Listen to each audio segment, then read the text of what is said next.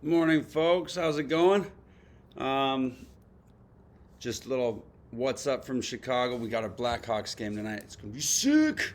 But anyway, stepping away for a bit to do this lesson for y'all. So you got that video content to see tomorrow or on Monday for class. So just a heads up. Today, what we're doing is we're finding, as you can see here, the unknown side lengths of right triangles using the Pythagorean theorem.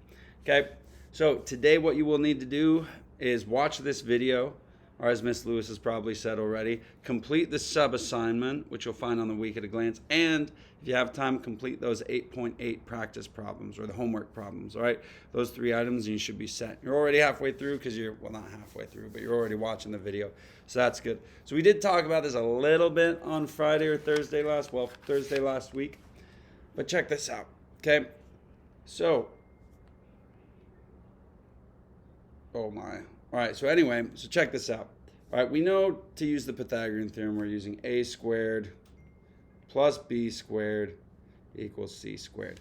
Okay, and we've got a and b being the 2 legs of the triangle, of the right triangle, the 2 sides attached to the right angle, and the hypotenuse being the longest side. Okay, so we've got that. So what we can do here is a is the square root of 10 squared.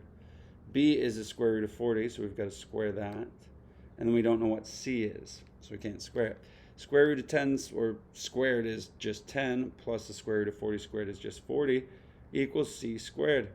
Making c squared equal to 50, and making c equal to the square root of 50. All right, so we've got c equals the square root of 50. That's how we use it. We've been doing that for a couple days, so we know that, right? Now, the trick for today's lesson is what do we do, and how does this change when we're looking for one of the legs instead of the hypotenuse? Well, let's go down and check it out, all right? Let's see what's up here. Okay, so we've got this triangle, all right, and they've got B. And we know, well, we don't know B. We do know what A is, and we do know what C is. Okay, perfect. So this kind of changes up our equation. If we fill in what we know that A is square root of 8.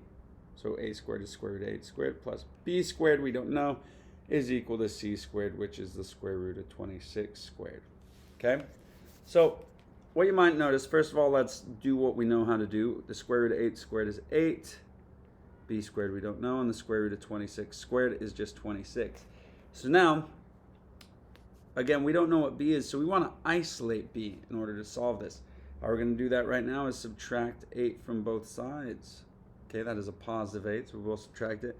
And we get B squared is equal to 26 minus 8.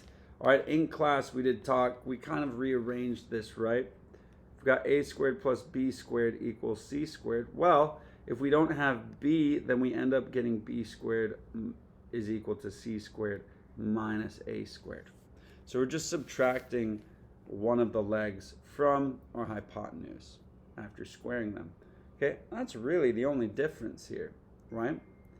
So if we look back over here, B squared is 26 minus 8, which means B squared is going to be 18, right? And then, if I did that math right, yeah.